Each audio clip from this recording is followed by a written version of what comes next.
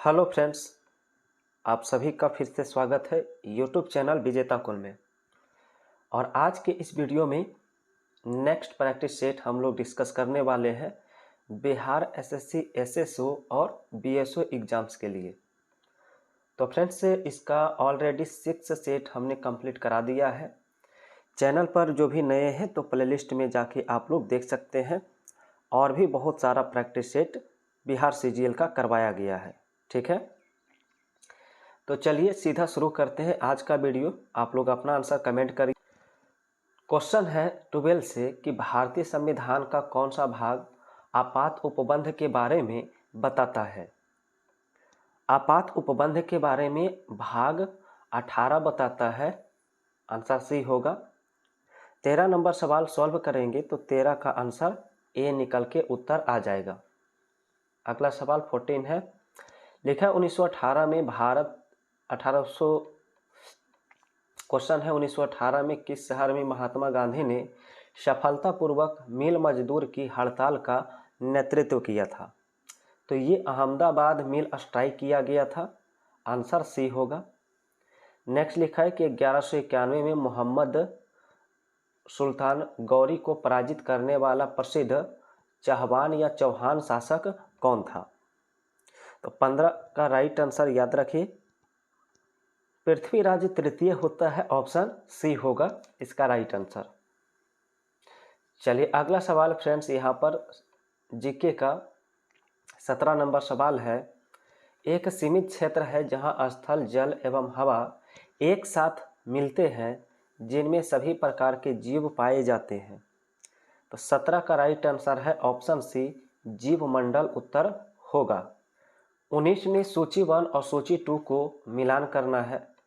एक तरफ प्रमुख लिपि है तो दूसरी तरफ प्रचलित नाम है, और इसका सही आंसर ऑप्शन ए होगा। 4321 इसका राइट आंसर होगा। सवाल नेक्स्ट है 20। लिखा भारत में पंचायती राज व्यवस्था का शिल्पी किसे कहा जाता है। पंचायती राज व्यवस्था का हमने कई बार बताया है। BR मेहता इसका क्या होगा राइट आंसर, यानी बलवंत राय मेहता। और इन्होंने त्रिस्तरीय पंचायत के लिए सिफारिश किया था। क्वेश्चन 21 में दिया है, लिखा गया कि हमारे देश की सबसे प्राचीन भाषा कौन सी है। तो सबसे प्राचीन भाषा संस्कृत है। आंसर सी होगा। नेक्स्ट लिखा है कि अंग्रेजी की आर्थिक नीतियों का एक परिणाम यह निकला कि भारत अत्यधिक निर्धन देश बन गया है। इस निर्धनता के लिए निम्न में से कौन सा कारण नहीं था। तो आंसर इसका सी होगा, भारत में विदेशी पूंजी लगना। नेक्स्ट है 23। लिखा गया संस्कृति और शिक्षा का अधिकार किस अनुच्छेद में वर्णित किया गया है। तो 23 का राइट आंसर जो है बी ऑप्शन होगा। आर्टिकल 29 और 30 में इसका व्याख्या किया गया है। नेक्स्ट है 24। सामुदायिक विकास कार्यक्रम का उद्देश्य क्या है। सामुदायिक विकास कार्यक्रम का उद्देश्य, तो 24 का राइट आंसर जो होता है ऑप्शन डी होता है। उपरोक्त में से सभी उत्तर होगा इसका। सवाल नंबर 35 में दिया गया है, पढ़ेंगे। एस्पिरिन दवा की खोज किसके द्वारा किया गया था। तो एस्पिरिन दवा की खोज जो है ड्रेसर के द्वारा किया गया। आंसर सी होगा। नेक्स्ट क्वेश्चन लिखा है कि यदि मटर के गोल तथा हरे रंग के बीज वाले पौधे और झुर्रीदार तथा पीले रंग के बीज वाले संकरण कराया जाए तो F1 के बीज कैसे होंगे। तो 36 का राइट आंसर ए होता है, गोल एवं पीला। सवाल नंबर 37। मेंडल ने अपने प्रयोगों के लिए किस पादप का चयन किया था, बताइए। तो पादप का चयन किया था उद्यान मटर। ऑप्शन बी हो जाएगा यहाँ पर आंसर। नेक्स्ट लिखा है कि गति का द्वितीय नियम क्या दर्शाता है, बताइए। ऑप्शन डी होगा, किसी वस्तु की गति के परिवर्तन की दर शुद्ध बल की दिशा में वस्तु पर लागू बल के आनुपातिक होती है। अगला सवाल 39। लिखा है निम्न में से कौन सा तत्व अम्लीय ऑक्साइड बनाता है। तो अम्लीय ऑक्साइड बनाने का काम परमाणु क्रमांक 7 वाला करता है। ठीक है, आंसर ए हो जाएगा। नेक्स्ट लिखा है कि कृत्रिम गर्भाधान के लिए बैल के वीर्य को किसमें सुरक्षित रखा जाता है? तो इसका आंसर सी होगा, द्रव नाइट्रोजन में। नेक्स्ट लिखा गया है कि भारत ने नीली जीभ रोग का पहला टीका विकसित कर लिया है, जो मुख्य निम्न में से क्या पाया जाता है? तो निम्न में से पाया जाता है इसमें भेड़ व बकरी। नेक्स्ट लिखा है कि ध्वनि के माध्यम में संचरण के दौरान कणों के उच्च घनत्व क्षेत्र किसमें होते हैं? तो इसका आंसर डी होगा, संपीड़न। चलिए अगला सवाल है 43 में लिखा है कि कक्षा में सबसे पीछे बेंच पर बैठा कोई विद्यार्थी श्यामपट्ट पर लिखे अक्षर को पढ़ सकता है, परंतु पाठ्य पुस्तक में लिखे अक्षर को नहीं पढ़ पाता, तो कौन सा कथन इसमें सही है? तो 43 का ऑप्शन ए बिल्कुल सही होगा कि विद्यार्थी के नेत्र का निकट बिंदु उससे दूर हो गया है। सवाल 44 है लिखा निम्नलिखित कांच में से कौन सा गोली रोग आवरण के लिए प्रयोग में लाया जाता है? 44 का आंसर ऑप्शन डी होता है, परबलित कांच कहते हैं इसे। नेक्स्ट लिखा है कि किसी जीव के विशेषक पर किसका प्रभाव पड़ता है?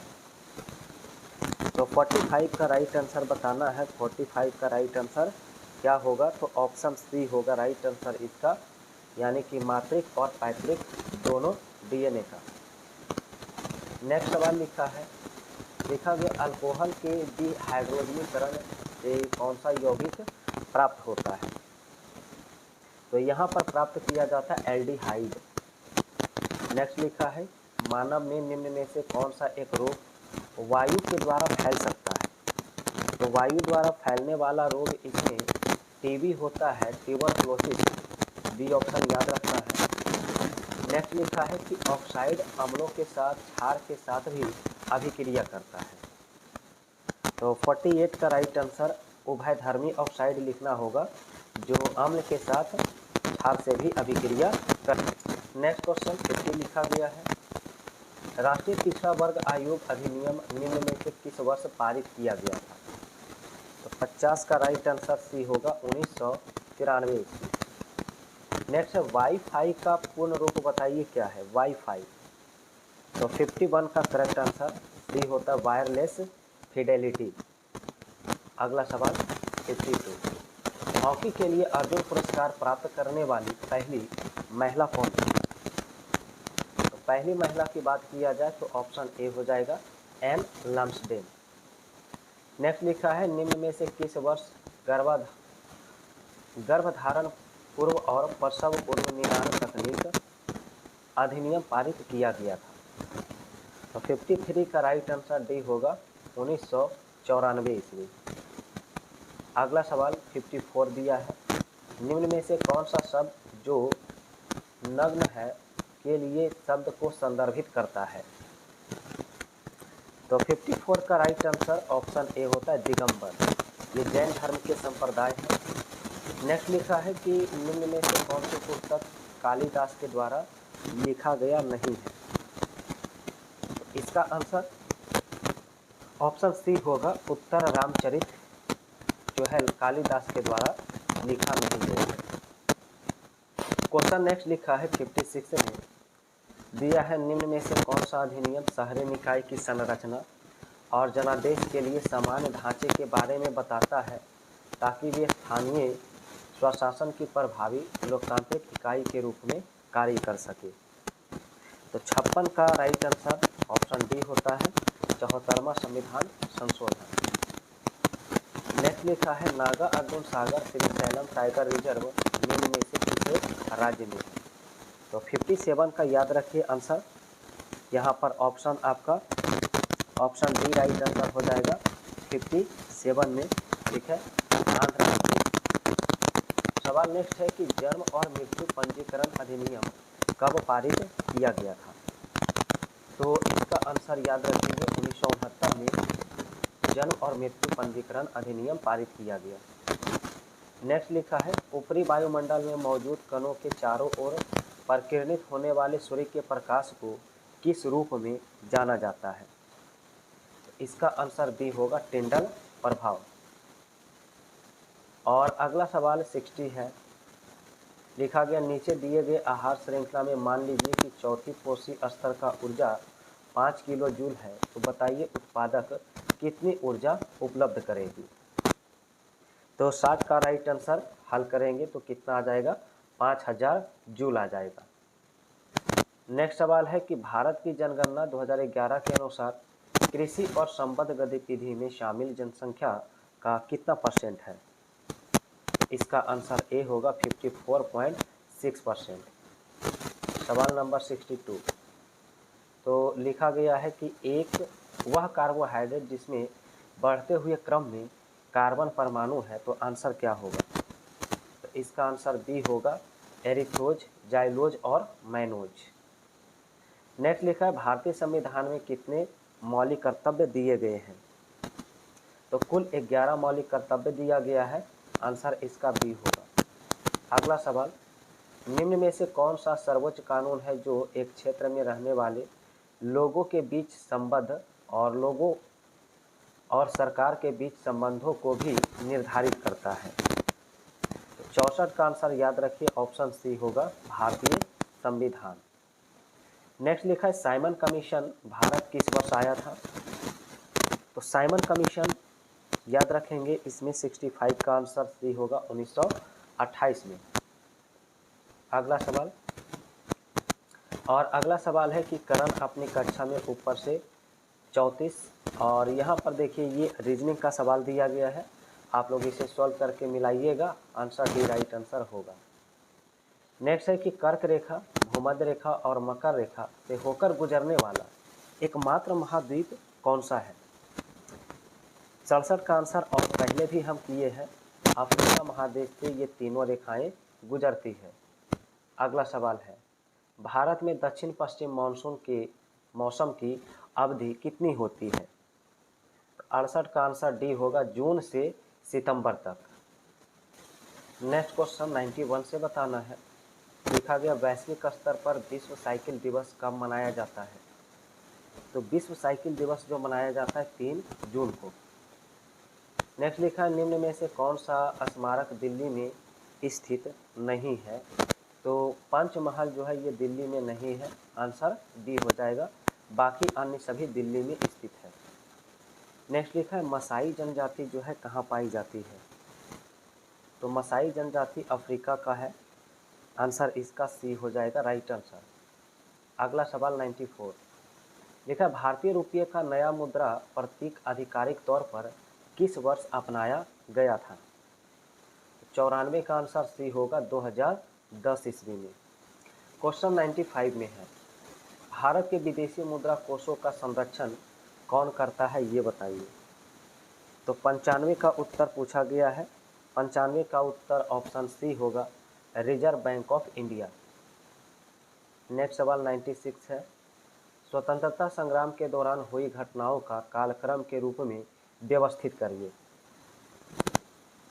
तो इसे सही से व्यवस्थित करने पर ऑप्शन बी राइट आंसर आ जाएगा, यानी कि इस तरह से उत्तर आपका 1432 होगा।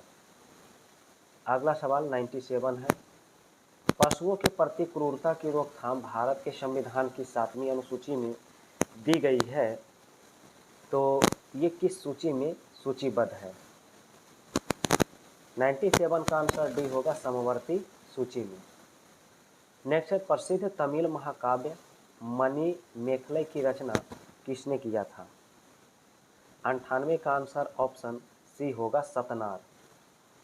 अगला सवाल 99, लिखा है दक्षिण भारतीय शास्त्रीय नृत्य शैली का शाब्दिक अर्थ कथा अभिनय है, तो आंसर बताना है क्या होगा इसका। तो आंसर होगा कथकली। ठीक है, कथकली केरल का लोक नृत्य होता है। चलिए आगे बताइए अगला सवाल का आंसर क्या होगा। तो फ्रेंड्स अब आपका अगला सवाल, क्वेश्चन नेक्स्ट लिखा है 111 में, चिकनाई और तेल से दागयुक्त मैले वस्त्र पानी में अपमार्जक मिलाकर साफ किए जाते हैं, दाग धब्बों का अपचयन होता है क्योंकि अपमार्जक। तो क्योंकि अपमार्जक पानी और तेल के मध्य पृष्ठ तनाव को प्रबलता से कम करता है। अगला सवाल 12 है, लिखा है वैक्सीन्स क्या है। वैक्सीन्स, तो वैक्सीन्स होता है उपचारित जीवाणु या विषाणु या उनकी एक प्रोटीन। नेक्स्ट लिखा आभासी और सीधी छवि के लिए दर्पण का आवर्धन होना चाहिए।